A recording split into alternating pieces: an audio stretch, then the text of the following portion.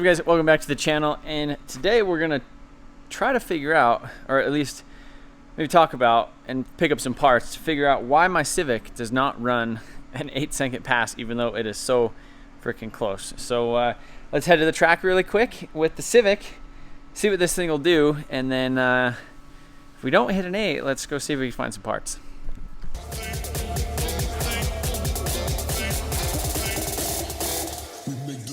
Louder.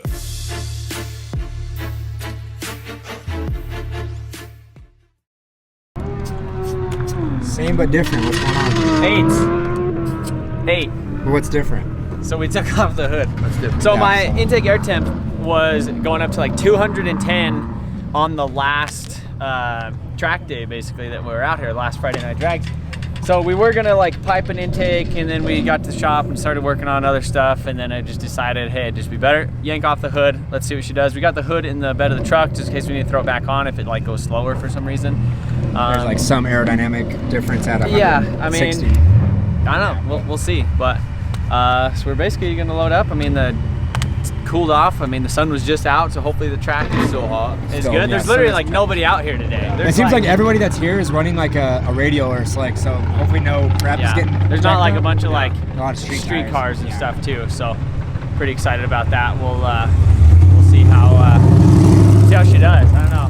It'd be cool to get an 8. I mean, it'd be cool to get another freaking 9s again. Like it's just crazy. Like I've done 3 9s in my whole life, and now we're like knocking on 8s. Knocking on an 8. You know, literally a 9.2. So I was kind of rolling out of the beams a little bit. It was like, and I think that's probably hurting me a lot. Absolutely. So it's giving her the drop. Yeah, and part of that is me trying to slip and like be nice to the drivetrain and not have it just blow off or spin or whatever. But as long as you're loaded up and on the e-brake, so your axles are under load, everything's under load. Yeah. It's not just an instant jolt. Everything's already got that load on it. Exactly. So I think we're ready. I mean, I think we're pretty much ready to send. Ready to go. I mean, you won't know until you go, right? Let's go, baby.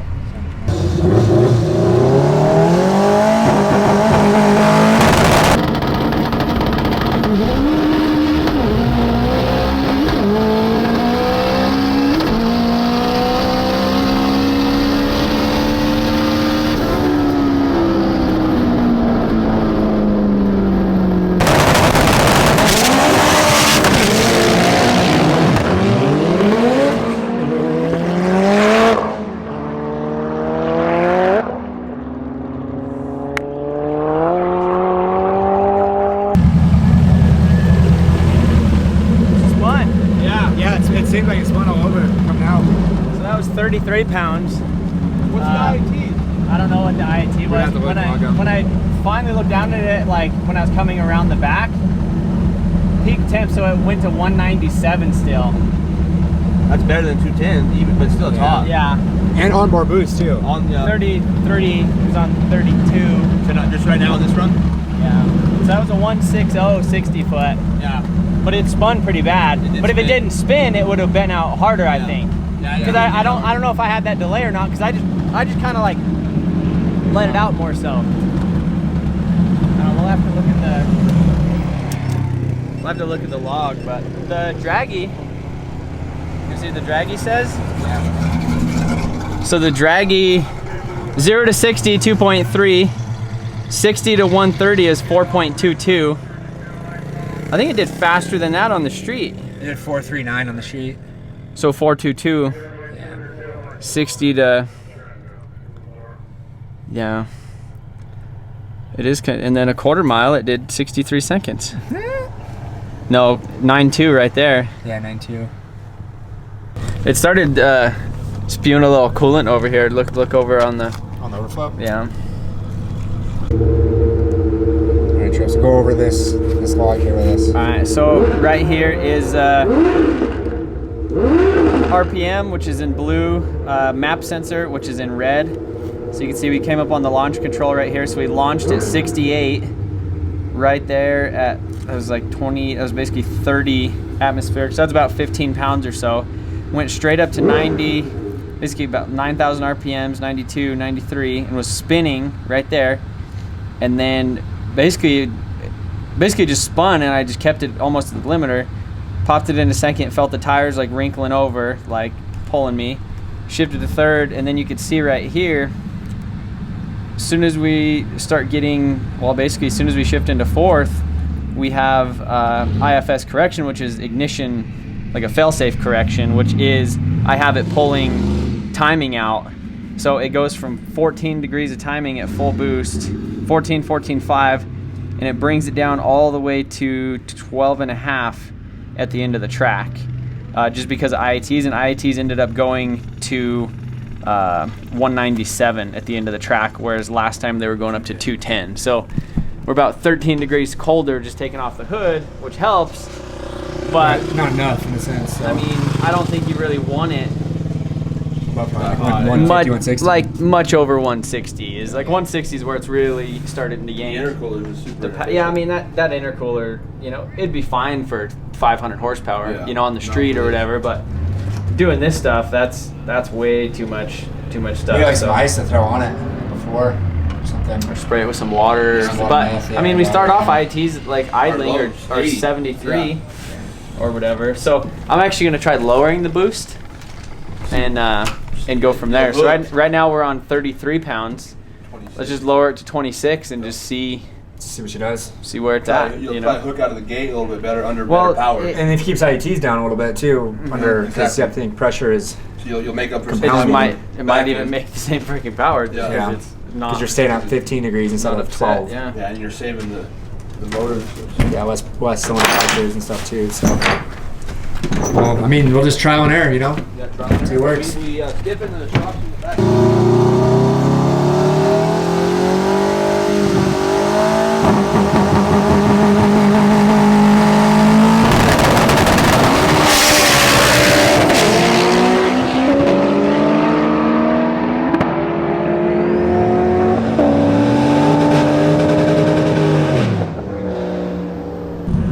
What happened? There's no sense in running. There's no prep there. Well, no, I thought you were pulling up. No, yeah, there's no prep. That was on less power though, too, right? There's no sense in beating the shit out of it. Yeah. I mean, Just- you seen like I walked out there and I wasn't sticking at all. Like I walked the whole lane, and it what was that like 1.8, 60 foot? the 1.6, No, no, 1.62. 1.6, So it's still spinning. Yeah. So I could get a 1.6 spinning is what I could do. 9.31 is still like that's fast as hell. Yeah. Oh Like, yeah, for sure. Especially with a 1.660. It's just different when you're chasing the 8. You know, like I said, the game is just it's just entirely different at that point, and we know what we gotta do. I know. I didn't wonder what that noise was. I'm kind of tired too. All right, guys. So that was our little bit of a track day or a track night. That was actually filmed about 2 weeks ago, and the car basically ran 2 back-to-back 9.2s, like 9.24, 9.2 something else, with like 1.660 foot. So I wasn't really mad. I was just like, there's no point in beating on the car if the 60 foot's not improving. And so what we actually need to do is get some parts to fix that. So we're up to PFI speed, and we are actually doing the old exchange, my viscous coupler for this viscous coupler. Ooh. So Oh, you broke these. I was like, yeah, oh, no, God, these I are- bent those so they would fit in my chassis. Yeah, I forgot. But so this is what Tom does down in Tennessee, right? Yep. Yeah, Tom and his son-in-law Milo. And they do. I guess you could set that up there, and we could see if we could press that little I have no idea. bushing bearing thing out of it. Do you have one of those things that kind of Is this one? squeezes? I don't. I did, and then Because it has somebody like a. broke it Yeah. and never got it back. Well, look, never got there's it a viscous coupler thing laying right there. Yeah, so I think that's so it- what Shane just did. So it's been done. It's been done before. Yeah, because this outer piece is kind of rubbery, but I don't know. So yeah, but anyhow, this has, I believe it's the 60K fluid. So you can do like the 100K, which I think almost freaking locks them, or the 60K, which kind of gives them more of a little bit more of a slip, but not as much slip as the stock, which is kind of what I want, because I feel like I don't need that aggressive of fluid, because mine honestly launched decent, but I think it could launch better. So we're gonna steal my bearing back off here, which I should probably get new ones anyhow, but just for the time being to get it back running, we'll try to get this one off. All right, so we got it off. So huge shout out to Tom. Does he do this for people, like as a service? Yeah, he does. Okay, so I'll be sure to put his links and stuff in the description, how to get in contact if you want him to rebuild it. But they actually do some cool stuff with it. They actually put new bearings and stuff in it, new fluid. And did they do new discs? Yeah. I wish he was here to talk about it. Yeah. But he's done new discs. He's working on a billet casing and everything. That one that Kyle tried in his van. Yeah. Either way, I'm sure this is definitely going to help out. Oh, yeah. So curious to see how she launches at the track now. But yeah, we got some more stops. So I guess we're going to get out of here for the night. So well, I appreciate you bringing this for us. Anytime. So, Safe travels, guys. So back here at the shop, just got the new viscous stuck in the drive shaft. So I'm going to go ahead and throw this thing up in the air, stick it back in it, and we're actually going to go out to the track. Today is actually the last track day of the season. So it's basically my only chance to run an 8 in Colorado, unless it's like another private test day or something, or if we bring this thing down to Florida for Cletus cars. So that was the goal for this whole car all year, was to try and run an 8 with it. And then it took us so long to get in the 9s. I didn't think it was going to happen, but now we're so close to the 8s, I think we might be able to make it happen. So we made it out here to the drag races. Basically just got all teched in, kind of waiting for some other cars to kind of cruise through. But take the Civic out, see if we could run an 8. We got Chris over here. He's got the Tesla. Be the camera car, right? Chase vehicle, yeah. Chase vehicle, whatever. Hopefully what Chase. Does this thing run? 1140s. But it has like all kinds of cameras all the way around it, so you could like perfect. see. There's one here. Then there's one facing back down there as well, and then one front camera and a rear camera. So we'll be able to get some footage. Which will be pretty cool. So, yeah, I'm excited to get out and see if this thing will run an 8 with the rebuilt viscous. Because that's basically the only thing we changed. I haven't even gotten into ECU or played with any settings. We're just gonna run it. I'll come back, check the data log, see if the 60 foot's a little bit faster, and go from there.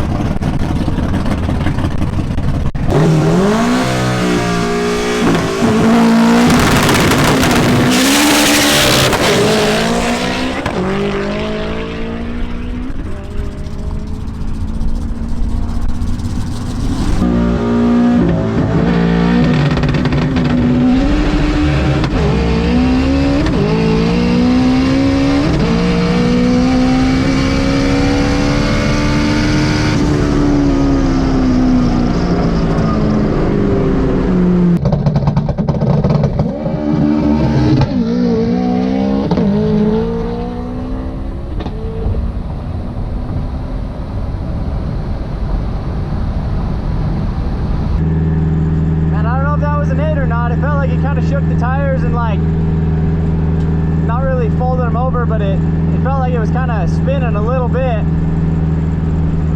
to begin with. So we'll see what that ended up being.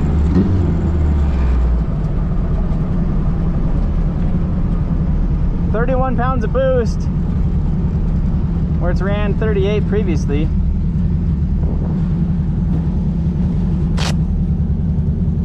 Thank you. Holy crap. 9083.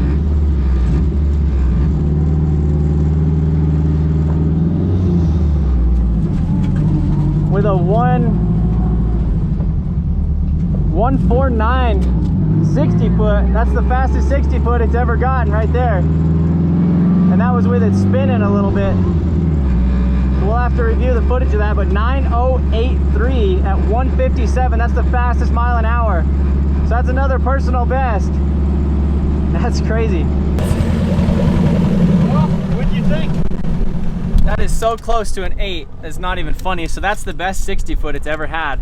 A 149 60 foot. The fastest I think it's ever been all-wheel drive is 155. So the viscous coupler definitely helped. I think the cooler air is helping out a lot. 157 mile an hour, 157.6. So it's picked up a little over, I think about 2 mile an hour and about a 1/10 in the 60 foot. So it's so close to an 8. It's not even funny. Like that. That's your fastest pass ever. Yeah, that's the fastest it's ever gone right there. And then 157, trapping 157, and the 8th, it's 5.9 to the 8th at 125. So yeah, but a 149 fastest 60 foot. So we're Dude, working the next one's it. What did it look like it did when it left? It felt like it spun. It looked okay. I feel like you could have stayed on the two-step a little bit longer. It maybe came out a little bit. See, I think I was kind of worried about coming out on the light. Yeah. For racing him. I agree. So maybe I'll just stage and just run my pass, not worry about reaction time or anything. That's damn close. Oh wow, you're freaking close, dude. It's You're gonna insanely get it. close. That's the fastest pass. The last time we were out here, it did a 924 with a 1.6 60 foot. So picked up our dragulated, but this is a cool little 4x4 van out here. It's got the bumpers. It's got some side steps. It's got some. I think it has the pop-up roof on it, and then it has a little tonneau cover and the little ladder rack that goes down the back. I really like this. These, when they actually convert the inside of them, they have to put little, you know, things like the propane and the heater and all that stuff. But yeah, this thing is sweet.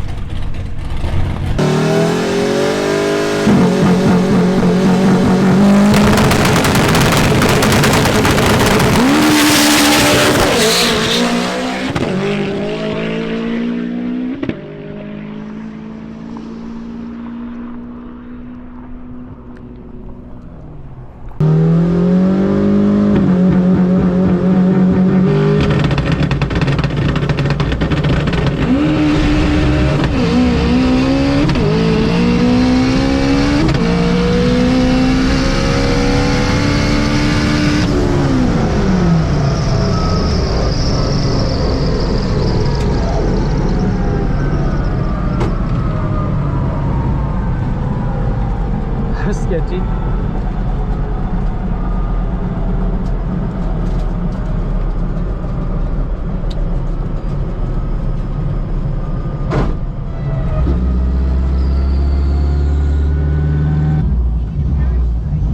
Okay.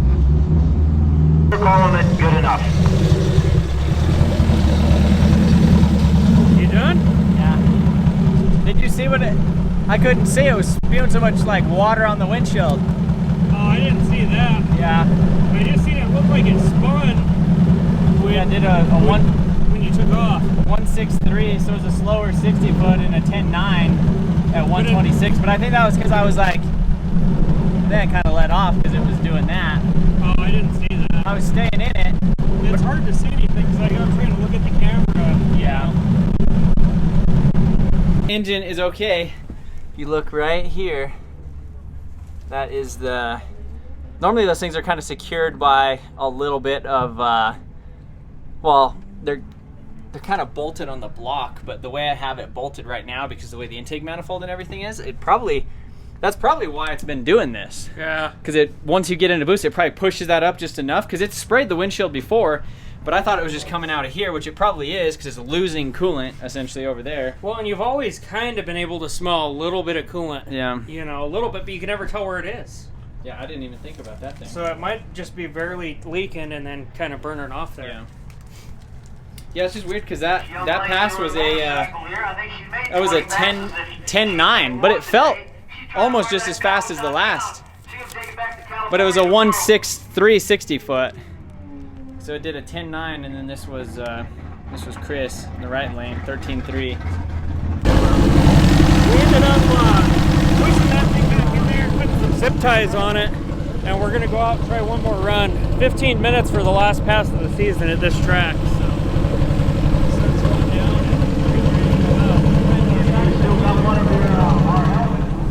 No track prep, because the last 10 minutes they're probably like, no, we ain't gonna put no prep, and it's cold. So it's probably gonna spin. Yeah, so let's see what happens.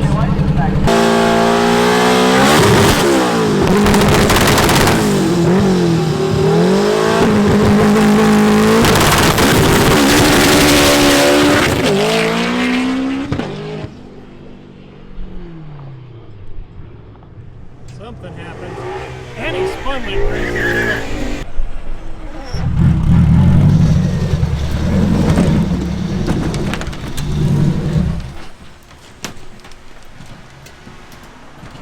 Well, what happened? Well, it shows 0 oil pressure. Oh, shit. So, which I don't know if that's the sensor came off or Or what? Well, you spun like crazy on the launch anyways, so. Did you just shut it down halfway down the track?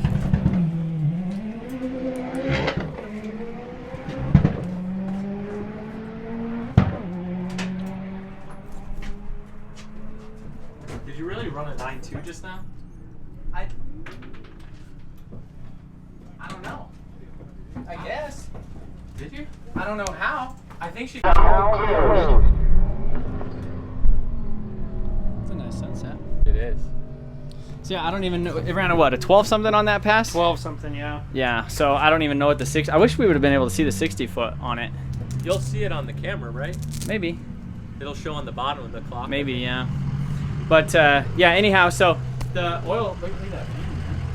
So the oil pressure protection basically was killing the engine. So like, it's probably stupid, but I like cycled it on and off, and basically like 3-second things to like drive it back to the trailer. But yeah, I don't know what if it actually lost oil pressure, or I mean, it didn't seem like it. It wasn't knocking, it wasn't squealing, and it started right back up. So maybe it's just something with my sensor. The wire down there doesn't have the grommet in it, and Here at the track. All right, guys, so that was our little adventure at the track. So close to running a 8-second pass, literally at 9.083. With the fastest 60 foot it's ever done, all-wheel drive, which is still should be a little bit better, but it was kind of spinning due to the kind of the lack of track prep, just due to the type of day that it was. It was like last Friday night drags, a bunch of street cars, mostly time-only stuff, so they weren't prepping it like it was a big race. So I think if we'd had a little bit better prep, I think that pass it would have went a 9. So we were having a little bit of issues with it spraying some coolant. I already showed you guys that, or some water. I'm not sure if that's the issue. And then on the last pass, the oil pressure went to 0. So basically pulled it in the trailer. I haven't had a chance to look at it at all, but we'll get to it. So got a lot of other things going on in the shop with the Corvette and the S14 and all that type of stuff. But I would like to get back kind of working on the Civic and maybe tear it down and go crazy for next year. And, you know, kind of one of my goals for this year was to run at 8, which we still might be able to do at a Cletus Cars event. But as of right now, I think the viscous really, really helped out. I wish we would have been able to do a little bit more testing and, you know, maybe have a little bit less issues with like the water and the oil pressure at the track. But if you guys like this video, be sure to give it a thumbs up and leave a comment. And let me know when do you think it should run 8? Do you think it should run 8 in Colorado, or do you think I should go to Florida and run an 8 down there? I think it'd be better to run it in Colorado because I feel like Florida's kind of cheating just because they have so much air. But appreciate you guys watching, and I'll see you in the next one.